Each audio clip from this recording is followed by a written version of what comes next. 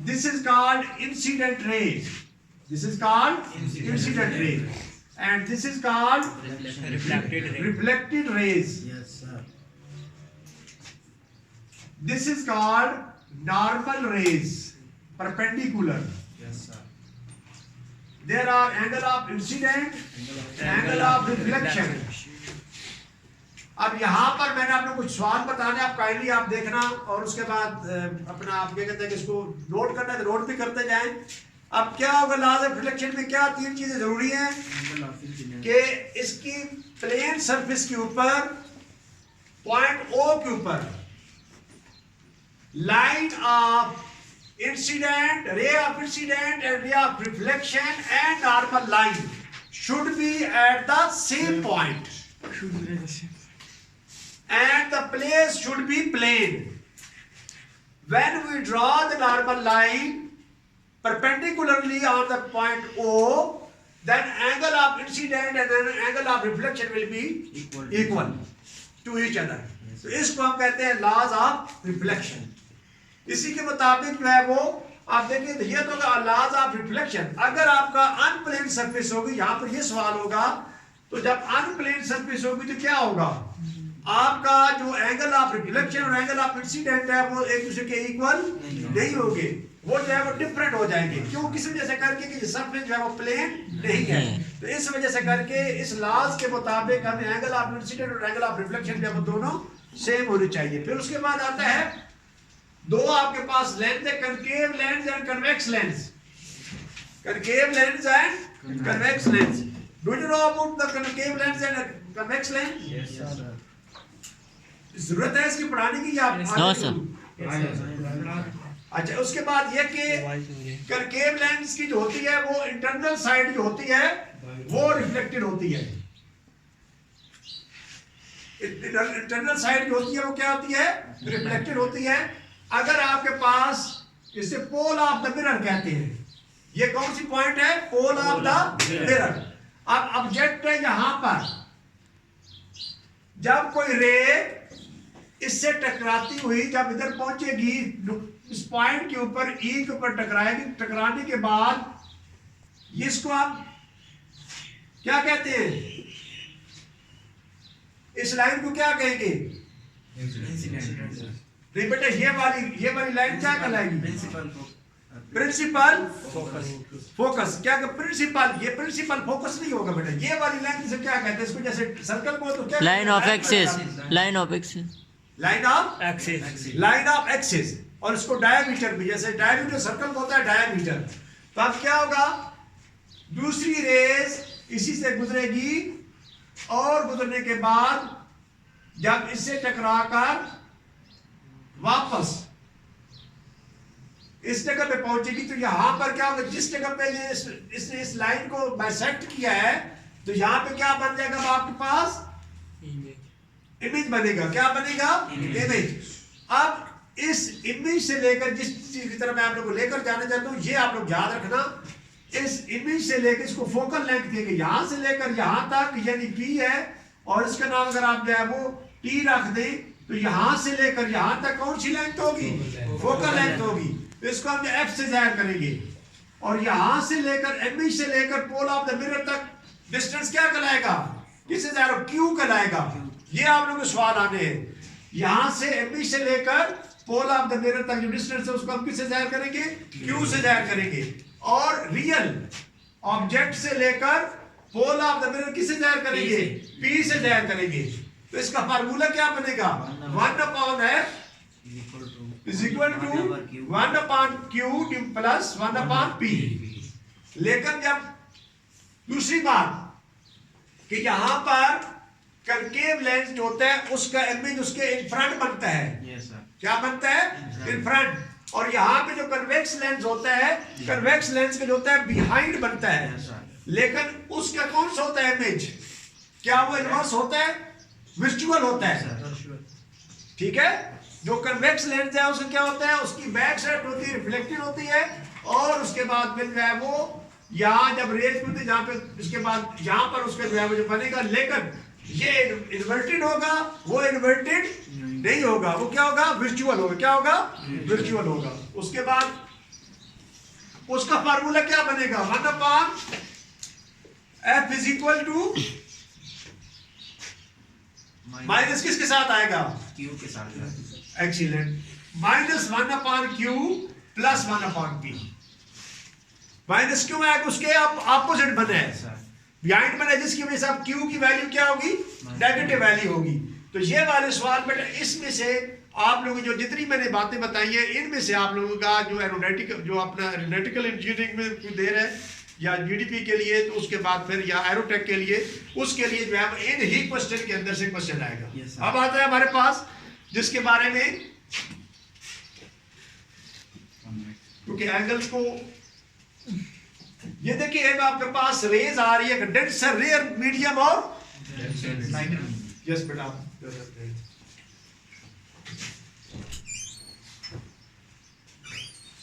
अब रेज की किस में, लाइट की किस में ज्यादा स्पीड होती है? लाइट की वैक्यूम के अंदर या एयर के अंदर? एयर के अंदर। कितनी होती है? 3 पॉइंट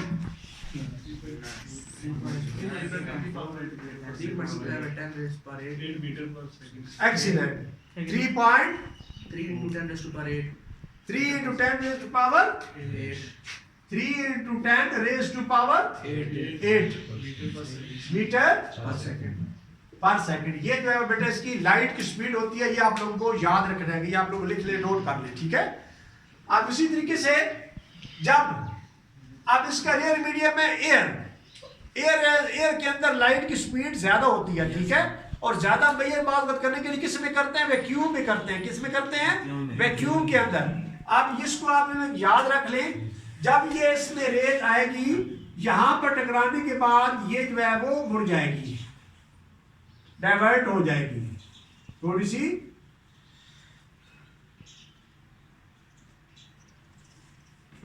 इसे कैसे जाना था? ऐसे जाना था, ऐसे जाना था ना।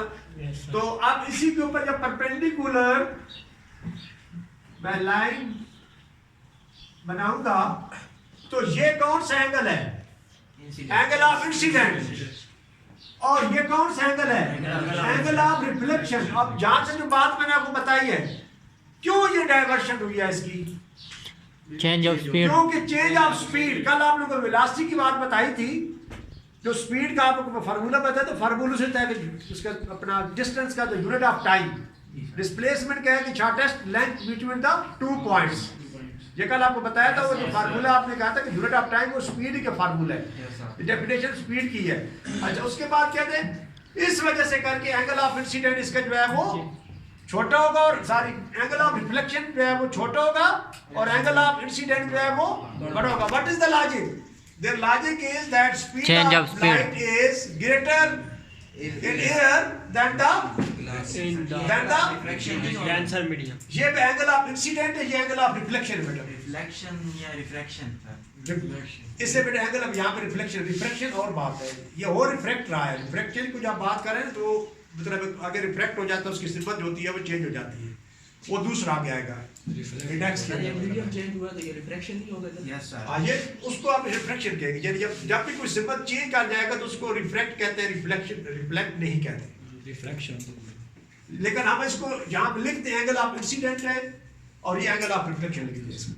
साइन वही होता है, आप अगर किताब में भी देखें तो उसके मुताबिक वही आएगा, ठीक है। लेकिन ये जो है एंगल जो होता है, angle of incidence, angle of जो है बड़ा होता है एंगल ऑफ रिफ्लेक्शन से, ठीक है।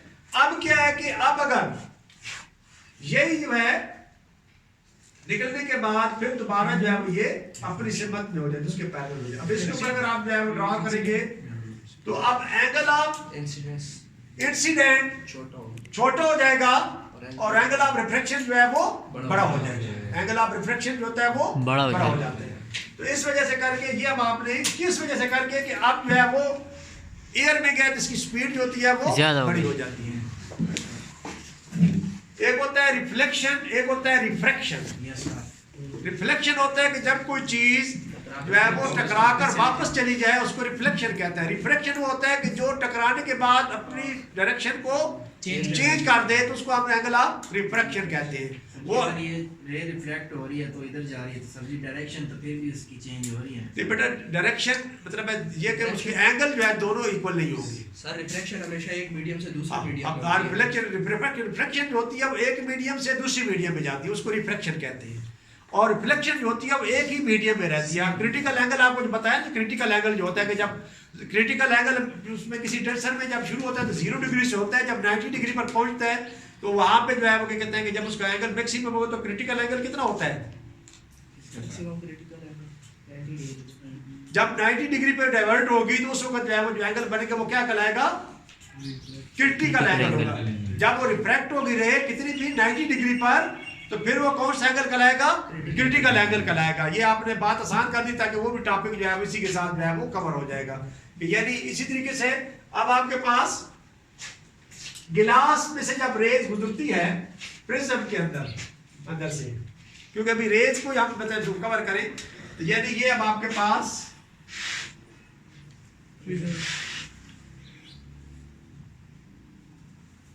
90 डिग्री से इंटर होगी और उसके बाद जहां पे इसकी क्रिटिकल एंगल क्या बनेगा?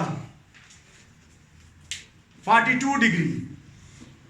इसका होता है क्रिटिकल एंगल, याद रखें 42 होता है। तो वाटर में कितना होता है? 31 या 33 होता है। गिलास का 42 है, 42.5 गिलास और 22.5 42.5 या ज्यादातर जो है ना 42 ही जो है इसको देखते हैं, जो 43 भी मतलब बाद 43 भी लिखा होता है। और वाटर के अंदर मेरा ख्याल है 29 डिग्री है। वाटर के अंदर जो है वो ये आप लोगों का भाई सिलेबस के अंदर आप लोग नोट कर ले, अगर किसी को याद है तो ठीक है, नहीं याद है तो फिर आप लोग सुखा लेंगे। कितना है आपका? वाटर में कितने? 29 डिग्री। समझ आ गई आप लोगों को? इस तरीके से करके अब आपके पास बाज़ औक़ात यहाँ पे आते हैं कि जब आप बाज़ औक़ात हमाम में जाते हैं जी सर, तो वहां पर आपको एक ही बंदे की मुख्तलिफ जो है वो तो कौन सा मिरर वहां पर इस्तेमाल होता है? किधर? जहाँ पे रोड से आप देखेंगे, आप अभी गाड़ी आपको नजर नहीं आ रही, लेकिन रोड पर जब जो है किसी पहाड़ी पर चढ़ते हुए जहाँ पे ज्यादा जो है बोर्ड होता है तो वहाँ पे कौन सा लेंस इस्तेमाल होता है? कनकेव होता है, कन्वेक्स होता है? कनकेव होगा। कन्वेक्स होता है सर, की तरफ होता है। कौन सा होता है? कन्वेक्स पीछे की साइड इमेज दे रहा है तो कन्वेक्स है। एक्सीलेंट। किस वजह से करके ये लॉजिक है क्योंकि अभी आपके सामने गाड़ी नहीं है, लेकिन उस मिरर के अंदर आपको दे रही है। देखो कि उसका इमेज कहाँ बन रहा है, इसका कन्वेक्स मिरर का बिहाइंड बन रहा है ना। इस वजह से कौन सा कन्वेक्स होगा? ड्राइवर की सामने जो मिरर लगा होता है वो कौन सा होता है? कन्वेक्स होता है, कनकेव होता है? वो कनकेव है सर। कौन सा? क्यों? जब ड्राइवर के सामने देख रहे हैं पीछे वाली चीज, पीछे वाली गाड़ी, वो कन्वेक्स होता है सर। वो क्या होता है? कन्वेक्स मिरर पीछे की तरफ। ये आप लोग याद रखें, ठीक है? तो इस वजह से कन्वेक्स होता है। उसके बाद फिर जो है वो स्नेल्स लॉ ये होता है 1/n। 1/n is equal to angle of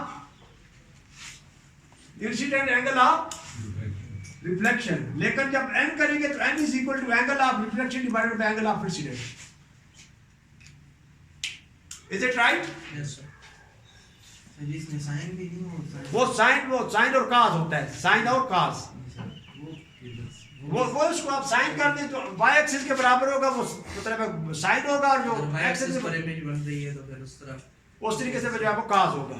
इसको आप उसी तरीके से आप लोग कर लेना। मजीद इसको आप देख भी लेना कि जो है वो इसी को मैंने सही लिखा है स्नेल्स लॉ जो है वो, क्योंकि मैं अभी जो है वो देखा नहीं है, मतलब होता नहीं कि लेक्चर तैयार कर लिया मैंने, अभी ऑलरेडी जो पढ़ा हुआ है उसके मुताबिक आप लोगों को जो है वो मैं, क्योंकि अभी टॉपिक मैंने सेलेक्ट किया कि ताकि आप लोगों को 10th की बुक से मैं आप लोगों को आज कोई टॉपिक करवा दूँ, ठीक है? हालांकि हम जो है वो 9th की बुक से जो है वो टॉपिक कर रहे थे, तो मैंने क्या किया ताकि आप लोगों को बैटरी का जो सिलेबस है ताकि जल्दी जल्दी आप लोग कवर हो। अब मेरा ख्याल है इसमें रेस में इन्हीं में से क्वेश्चन आप लोगों को जो आएगा, तो इसको आज हम कवर करते हैं और उसके बाद बाकी इंशाल्लाह जो है आप लोगों को जो है वो कल करेंगे। टाइम क्या हुआ है?